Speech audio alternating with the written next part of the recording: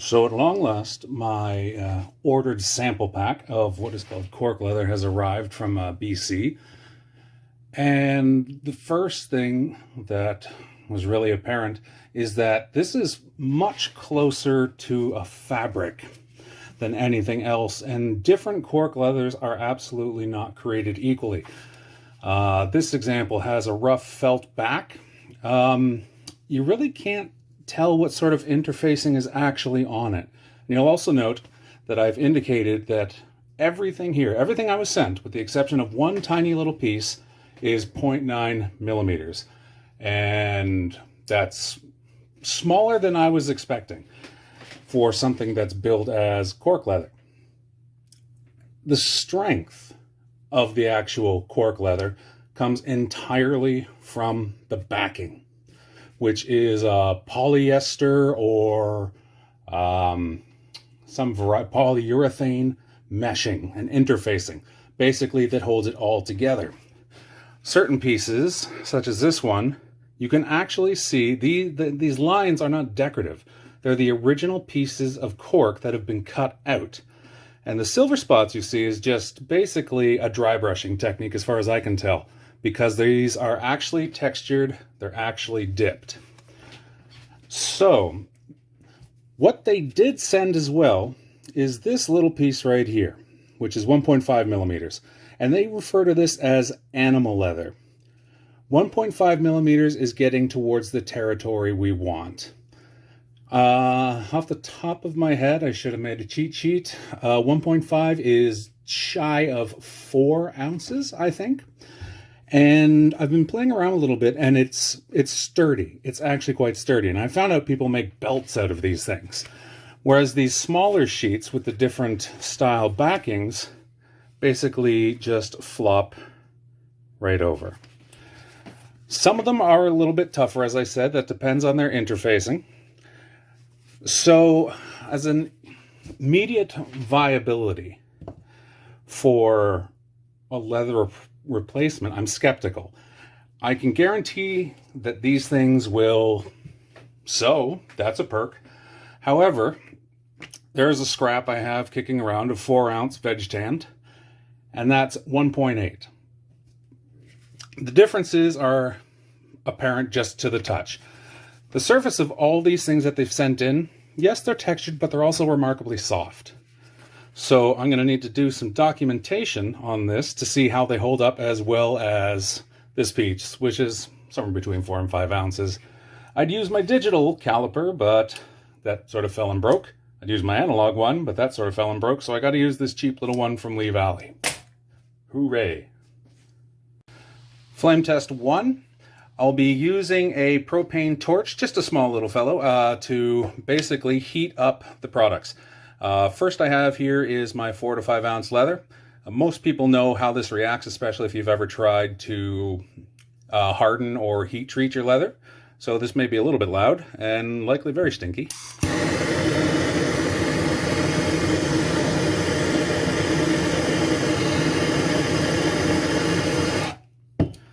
So after just a few seconds, the leather has reacted as expected. It has now become quite firm in the edges, and it only crisp, but you'll note, most importantly of all, it did not actually catch on fire despite being burned by a propane torch. Next up, we're going to use what I consider the ugly piece. I'm not really fond of it. I'll show the texture up because I'll show you the interfacing after. So, exact same torch, propane. Let's see what happens. Oh, Jesus. Fuck. Well, that's a unique smell. So it actually smells like burning wood, believe it or not. And has sort of collapsed on itself like burning wood. But take a look at what's happening right now. Just a little bit of heat has caused the cork to separate. Now, I don't know how deep that actually goes. I'm kind of curious about that. Let's take a look at the back. The back has singed edges as well. Sorry if this is shaky. But it's actually curled up like a plastic would, as expected. I'll give it another quick blast and save my lungs a little bit, just to see what sort of discoloration occurs here. Okay, yep, that's horrible. So yeah, it smells like burning wood and plastic, as was kind of expected. So the first thing I'm thinking here is, while you're not going to be hit by a propane torch when you are using this product as a substitute for leather, you are going to be surrounded by fire sources. And I'm a little worried about what might happen if you get close to a fire pit. Just to bring it up a little closer. Unfortunately, I don't think you can see the... Oh, geez. Okay, so even with backlighting, you can actually see that it's become somewhat translucent. And I don't know... and yes, it literally just tore apart with virtually no effort whatsoever. So I'm kind of concerned about that. Yikes. So I guess if you get cork leather, as they like to call it, near a heat source, or say you take a tumble and your armor gets really frickin' close to a fire pit, it's going to react probably the same way that stockings do. It curls up almost immediately. So, that's concerning. Leather cutting comparison test number 1. Hopefully won't need more. I have suspended a piece of undersized 4-ounce. For those that have worked with leather, you know it's generally tough, and as you may have seen in that first shot, I'm using a very old, very chipped, very dull X-Acto knife. And just for the purposes of comparison, I'm pulling it tight while it's clamped and cutting in. So, with a decent amount of effort, it was really only able to pierce the surface. Sorry, just one second.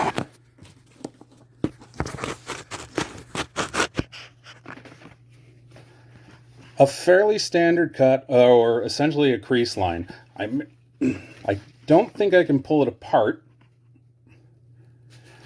So, and there's only a faint darkening where it was cut. Next up, the leather, or the cork leather. Cork leather cutting test number 1. I've suspended a piece of cork leather just with a clamp against a piece of wood to compare how it cuts versus the leather. I'm using the exact same cruddy old knife. And let's see what happens. I have a pretty good idea of what will.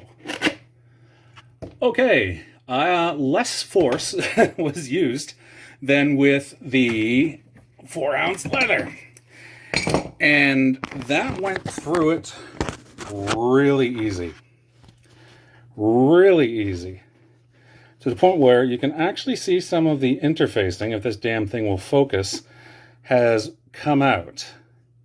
Basically as if you were very roughly cutting fabric. I imagine that's more due to the extremely dull blade I was using. But, and let's see if I can pull it apart. Yes. Yes, I can. It's also exposed a little bit of the actual cork layer without the interfacing. And let's see if I can get a good shot of that. Probably not. What's occurring is that it's beginning to behave a lot like pleather, sort of rubberized. So, I'm wondering what's between these layers. We have the interfacing layer, we have the cork leather, but what is it that's gluing them together? Maybe that was just glue that tore apart. Okay. General abrasion test using the cork leather. I've attached it to a very basic sanding block, and I'm going to be abrading it against the surface of a brick, basically emulating wear and tear.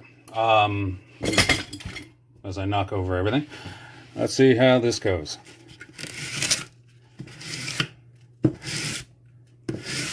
So let's say you running through the woods or fell on the ground as you were off to do. Let's see what it looks like.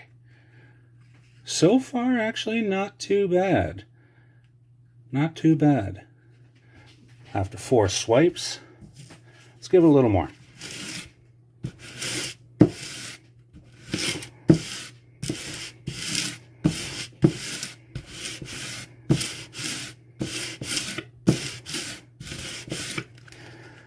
Okay, so it might be difficult to see, but we're definitely starting to get some scratches here on the side, and I'm curious as to how long it's going to take for it to actually penetrate into the lower layer.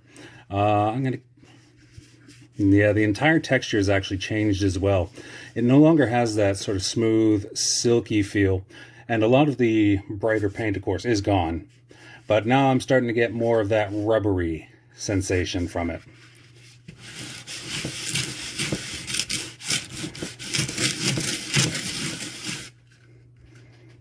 Okay, yeah, some of the layer is starting to come down now. So it's really hard to make a judgment call on this simply because it hasn't torn apart. I was actually sort of expecting it to. It's held up somewhat, but I don't know how long it would take before this outer layer of cork, which feels nothing like cork anymore, actually starts giving up. So let's move on. General abrasion test for mildly under 4-ounce leather. Same strip as I showed you before. I've just added it to the sanding block. And simply for the sake of completeness, I am going to beat the hell out of it.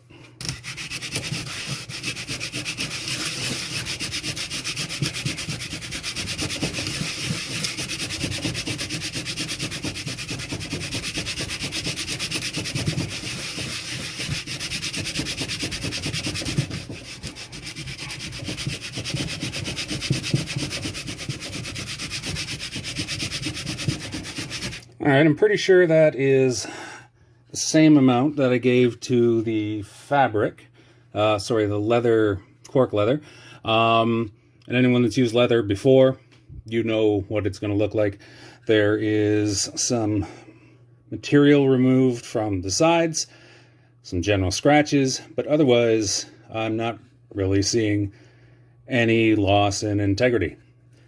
So I guess it wins that challenge. Boiled leather test. I'm including this to show the overall durability of both the leathers, faux leathers, and the cork leather, because I'm not sure how certain things are going to hold on to their structure. First in, 4-ounce veg tanned leather. And it might be difficult to see, but that has immediately turned itself into a tiny little ball of anger, which is more or less expected for veg tanned leather. Next up, what I suspect to be chrome tanned deer hide. Now, there's actually an interesting difference between, oh God, foggy, sorry about that. There's actually a difference between veg tan and chrome tan, and if you can never figure out which is which, if you boil a small piece of it, veg tan will curl up, become a little ball.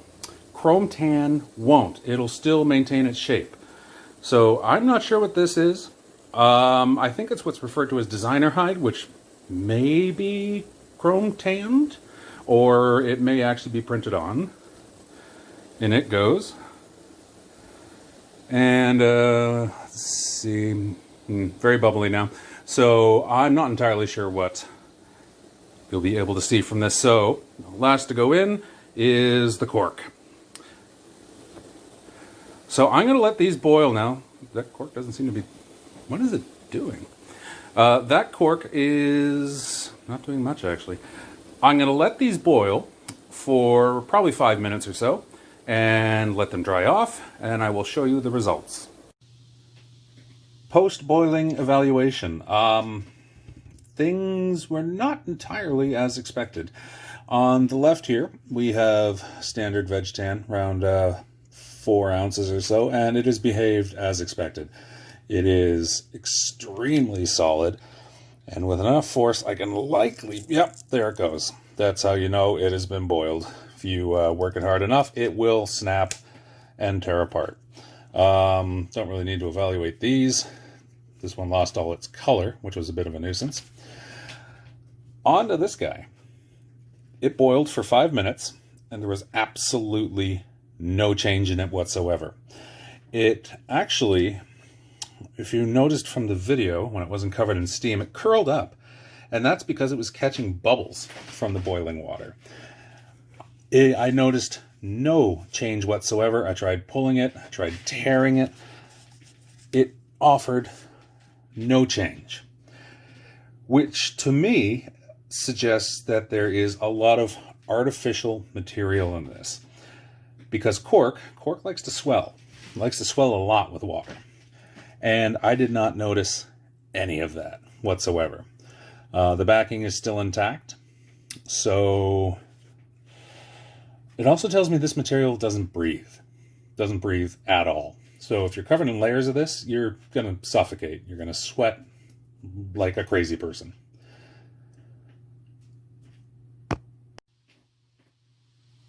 Thickness comparison and size comparison and sewing evaluation. So I was skeptical when I was originally told that you'd be able to sew through this, even more so as it seemed to be somewhat elasticy, a little rubbery. However, using my sewing machine, which is a Singer heavy duty, other models are available, it was actually able to sew through 4 layers of this with pretty good ease. Just taking it slow as possible so I don't snap off the needle. Now at 3.8 millimeters, that sits sort of like in the sweet spot between 9 ounces and 10 ounces, which is generally what I prefer to use. This here is it's actually just about the exact same size. It's closer to 10 ounce, but at that point you're dealing with 0.1 of a millimeter. Now, there's obviously some differences. This is no longer quite as floppy as it used to be. However, this is due entirely to the fact that it has been stitched. A lot of stitching. It's actually, in my mind, somewhat reminiscent of a gambeson. Otherwise, it would still be quite floppy. Whereas a regular piece of veg tan leather, you know, the tougher stuff, it's going to be rigid until you work the hell out of it. So, in terms of size, it's possible to achieve a decent layering. And I really would recommend 4 layers as a minimum, because it's still a weaker material. Aesthetically, it's nice, but it just can't hold up to what we want to put leather through. Destruction and tolerance test. Using the sewn 3 layers of the cork leather and my 9-ounce piece here, I'm going to use basically the same methods as I did for individual sheets in the thinner ounce leather. So starting with this one, again, basically untooled leather. Using a lot of force, you can cut into it, but at 9 ounces, you're not getting through it. It takes a significant amount of force. Next one up, set it on fire. We all pretty much know how this is going to go. Using something smaller, more realistic. Well, no, not compared to a campfire, but a little more safe than a propane torch. As we can see, after exposed flame, nothing has happened to it. It is charred. It has not remained on fire. Another property of leather. Going over to this guy. I'm actually really curious to see how this will do. So once again, X-Acto knife. I'm going to take it just exact same pressure as I did before. That felt bad. Okay, so a quick pass has gone through 3 out of the 4 layers. And that's just not a lot of force was used. I wonder what will happen if I use actual strength on this one.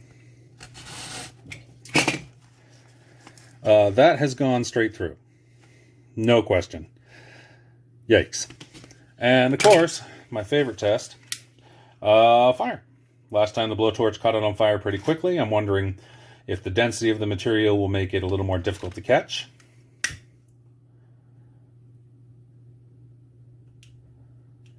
Okay, so right away you notice that it is actually trying to burn. Now the density is slowing it down, however there's an actual fire on it. So it is possible that exposure to a campfire could ignite this and keep it going. Taking a look here. The material's frayed, but of course that's the edge. I should really be testing it on the surface.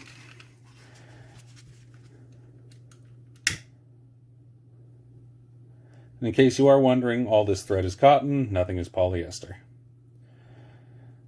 So I think that's roughly about the same amount of time that I did with the leather. That's pretty bad.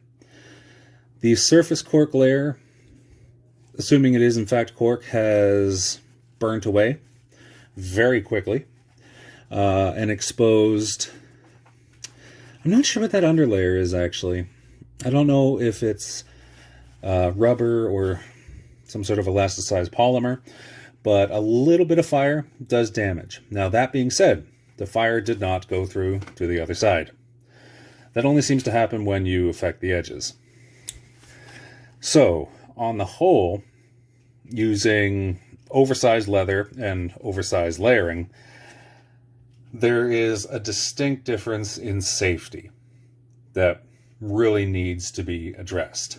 My biggest concern so far, honestly, is fire. And given the activities, we tend to be around that quite a lot. It's easy to damage. It seems to be waterproof, I'm guessing. And also, I don't know what the long-term effects would be for sunlight exposure. That's a test that would take a significant amount of time. Or what would happen if you left it in your car in the summer? You know, the trunk gets to be like 40, 50 degrees. How that'll affect it. So, that's about as much testing as I can realistically do. I'll try and think of more. All right, there's one last test that I was meaning to conduct or review, and it's this tiny little piece that was included in the sample pack. I know I originally labeled it as 1.5. I just double-checked again. I was at a thick point. It's actually 1.2, which makes it exactly 3-ounce leather. Now, if this is durable and you double it up, that will give you just about 6-ounce leather, I believe, off the top of my head. Again, I really need a cheat sheet. Now, what I like about this is that it has no backing, but for some reason it has a split. Don't know what that's about. This is what, again, is referred to as animal leather. This is what I was really hoping for when they sent the pack. Now, in the interest of fairness, I should give this the same sort of abuse that I've given everything else, just to see how it holds up. Of course, I can't sew it. It's too damn small. Also, I should point out, it doesn't feel like the other ones. It is a lot stiffer. It has some nice rigidity in the sides, and it doesn't appear to be layered, which is making me wonder if this is just a compressed sheet of cork that is somehow bound. But either way, let's give it a try. Okay, that cuts really easy. So that's pretty much the same as the other guys. And what am I doing? Safety first. Let's see how she burns. Let's see how, there we go. So I'm letting just from the edge. Just a brief amount of time. We're already getting some black smoke out of that, and it does burn. However, realistically, that's also indicative of the fact that it says it's cork. However, I'm starting to guess that this also has some sort of polymer in it, because the ashes, I take that back actually, the ashes crumbled. I'm not seeing any balling of artificial materials whatsoever. So this might actually be straight cork. And if it is straight cork, that would likely be a far more viable option. Yes, it will catch on fire because it is wood. And it does seem to have more of the properties similar to leather that we're looking for. However, that being said, I took a look at the supplier's site, and they don't seem to sell this specifically, in sheets, that is. I noticed that there's a couple companies that actually provide cork leather belts. That's nice, but for the scale we're looking at, it doesn't really apply. So really, that's about as much testing as I can do until we get to a point where I can buy this animal leather grade in sheets. And hopefully we'll be able to do that, or find other alternatives to leather. There's not really much else I can say on this topic. Ultimately, it would appear that this leather that we've been playing with, the so-called cork leather, it's flimsy, it's weak, it's easy to cut, and I think there's a real burn risk. So that's about it.